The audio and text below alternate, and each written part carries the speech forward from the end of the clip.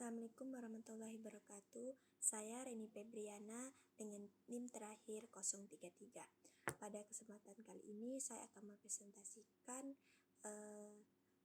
materi perpajakan dengan pokok bahasan cara dan sistem pemungutan pajak, tarif pajak, serta fungsi pajak.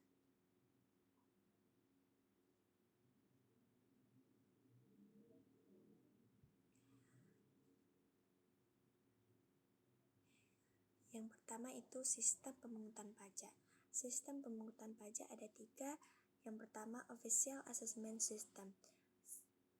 Sistem pemungutan pajak ini membebankan wewenang penentuan besarnya pajak, terutama sepenuhnya kepada fiskus atau aparat perpajakan. Dalam sistem ini, wajib pajak bersifat pasif dan wajib pajak terutang baru dianggap ada setelah fiskus penerbitan surat ketetapan. Yang kedua adalah Self-Assessment System. Sistem pemungutan pajak ini memberikan tanggung jawab penentuan besaran pajak yang harus dibayarkan sepenuhnya kepada wajib pajak yang bersangkutan dan melaporkan besaran pajaknya ke kantor pelayanan pajak.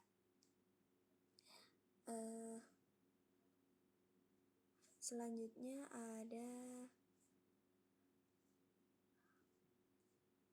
Withholding System. Sistem pemungutan pajak ini yang memberi wewenang kepada pihak ketiga, bukan wajib pajak maupun aparat pajak atau fiskus, yang ditunjuk untuk menentukan besarnya pajak yang tertentang oleh wajib pajak sesuai dengan peraturan perundang-undangan perpajakan yang berlaku.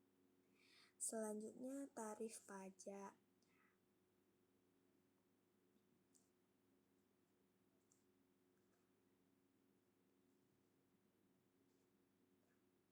Tarif pajak adalah pajak yang dipungut atas barang-barang yang melewati batas negara.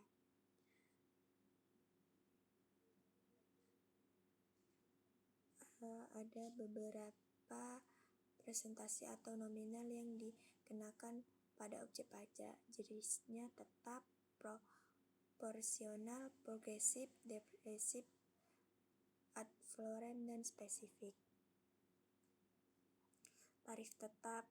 Yang pertama adalah tarif tetap berupa jumlah atau angka yang tetap. Berapapun besarnya dasar pengenaan pajak tidak diubah-ubah. Selanjutnya, tarif proporsional atau sebanding. Tarif proporsional adalah tarif berupa presentasi tertentu yang sifatnya tetap meski terjadi perubahan terhadap berapapun dasar penggunaan pajaknya. Selanjutnya, tarif progresif atau meningkat. Tarif progresif adalah tarif berupa presentasi tertentu yang semakin meningkat dengan semakin meningkatnya dasar pengenaan pajak. Selanjutnya, tarif progresif proporsional. Tarif ini biasanya berupa makin meningkat dengan meningkatnya dasar pengenaan pajak, dan kenaikan presentasi disebut adalah tetap. Selanjutnya, tarif progresif.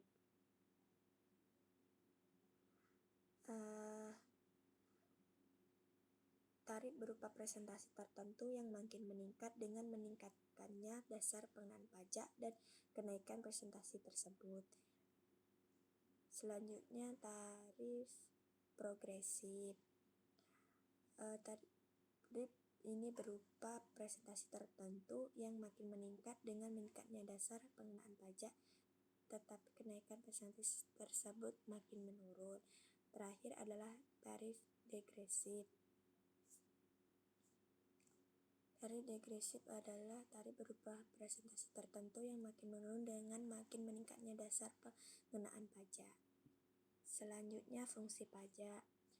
Fungsi pajak ada fungsi anggaran atau budgeter. Fungsi budgeter disebut sebagai fungsi utama pajak atau fungsi 2 fiscal function, yaitu suatu fungsi di mana pajak dipergunakan sebagai alat untuk memasukkan dana secara optimal ke kas berdasarkan undang-undang perpajakan yang berlaku. Selanjutnya, sebagai alat pengatur.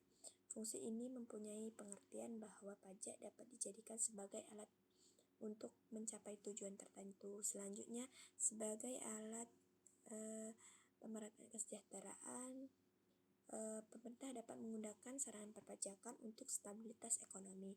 Sebagai barang-barang impor dikenakan pajak agar produksi dalam negeri dapat bersaing. Yang terakhir adalah fungsi fungsi stabilitas.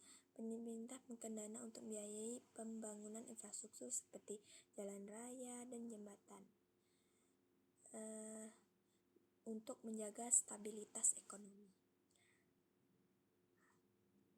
Kesimpulannya adalah pajak merupakan sumber utama pendapatan negara yang berperan penting dalam pembangunan. Sekian dari saya, mohon maaf jika ada kesalahan kata yang saya tidak sengaja. Saya akhiri, wassalamualaikum warahmatullahi wabarakatuh.